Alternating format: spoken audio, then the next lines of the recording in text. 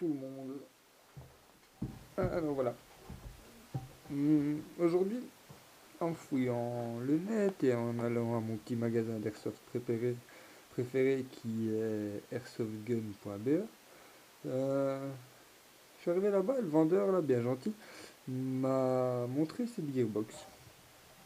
Gearbox V2, qui à la base est déjà complète.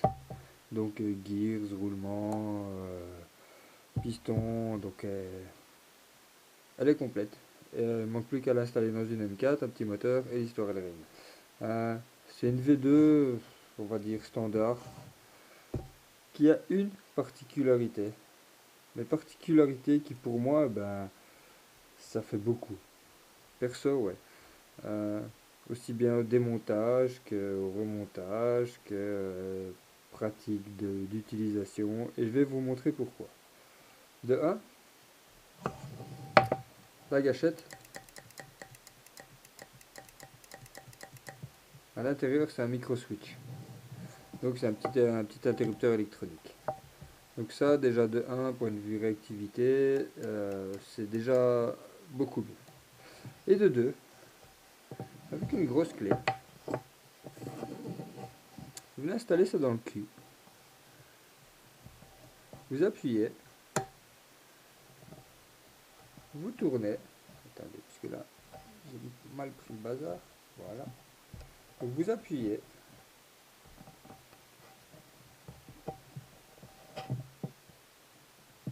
Vous appuyez. Et vous tournez. Ça fait du bruit, ça fait chewing, mais j'ai les mêmes watts, ça transpire de tous les côtés, donc c'est pas facile. Vous avez votre guide ressort. Et votre ressort qui sort. Et votre gearbox, elle, ben vous ne l'avez pas démontée.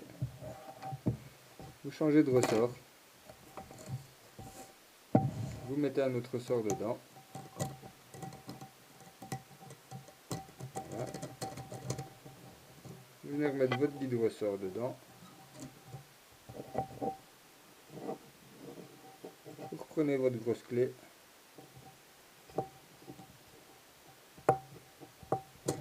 Et vous venez réinstaller le bazar dedans. Je vais essayer de le faire devant la caméra. Voilà. Vous le rentrez dedans, vous tournez.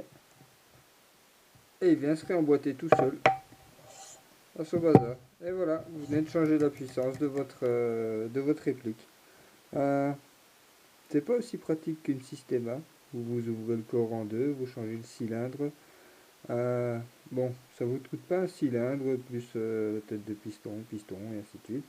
Voilà, il faut juste 5 minutes une fois redémonté votre AEG, prendre une grosse clé, changer de ressort, vous passez en CQB, ou vous passez en boisé, ou vous passez en anti-snipe, ou vous faites ce que vous voulez. Du moment que l'intérieur de votre gearbox est prévu pour quoi. C'est tout. Voilà, donc encore une fois vous le refaire. Voilà. Comme ça. Vous allez mettre la clé dedans. Vous appuyez, vous tournez. Et il y a tout le bazar. Et il y a tout le bazar qui vient avec. Vous changez de ressort. Mettez un autre ressort dedans.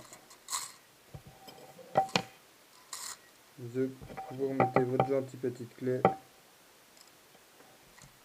Vous renfoncez tout ce bazar là-dedans. Vous tournez.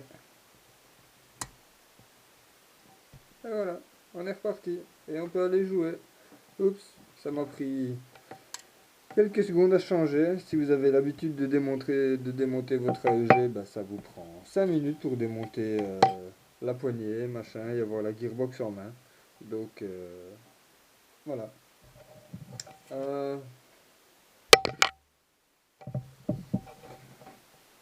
Je vais vous faire une petite review en même temps de ce qu'il y a à l'intérieur. J'ai quand même enlevé quelques vis. Donc, une petite review de l'intérieur. Là, vous commencez à connaître le principe. On appuie, on tourne, et on a le guide ressort et le ressort qui vient avec. Voilà. Ça c'était un, deux. Maintenant.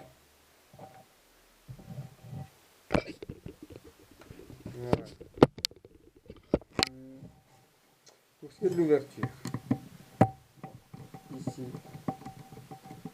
Bon, maintenant il va de soi que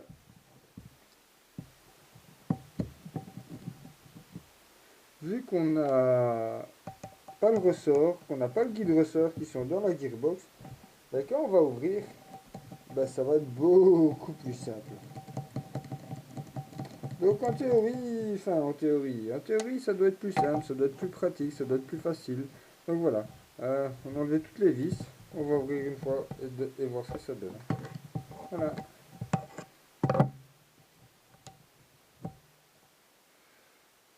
Donc voilà ce qu'il y a dedans, de la graisse un peu partout. Voilà, c'est de la graisse blanche, donc de la graisse standard. La gâchette, c'est bizarre. Il y a une excroissance en plastique. Voilà. Avec là derrière un petit ressort.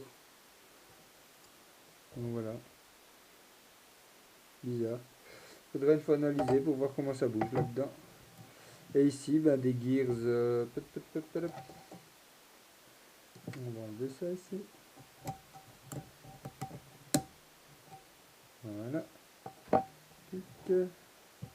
Alors. On a des gears hélicoïdales. C'est-à-dire avec les dents qui, au lieu d'être toutes droites, ben, elles sont à angle. On a ici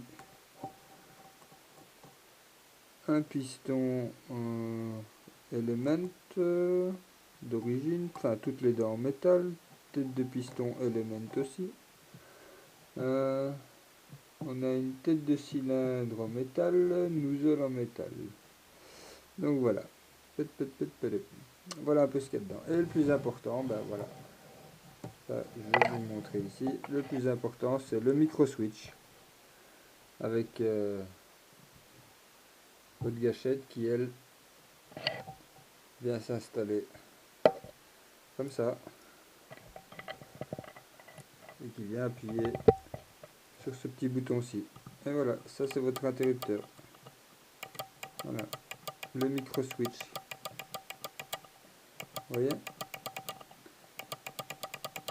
Donc voilà, un autre petit système, une autre gearbox, encore une fois, un autre type de V2, plus pratique, moins pratique, plus pratique à mon avis.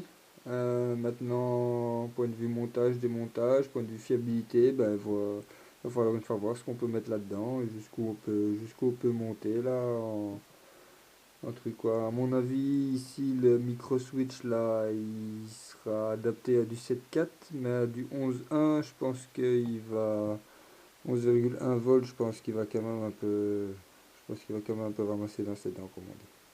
Pour le reste, ben ouais, c'est un bon câblage, ça m'a l'air en ordre tout ça, ça m'a l'air graissé comme il faut. Euh, le calage, je vais quand même le refaire, on sait jamais. Je me fais plus confiance à moi qu'au gars qui a fait ça d'origine. Donc voilà. Pour le reste, c'est un câblage à l'avant. Et voilà quoi. C'est en gros, ben c'est tout. Voilà. Passez une bonne journée, une bonne soirée, tout dépend quand vous regardez ça. Et à la prochaine vidéo.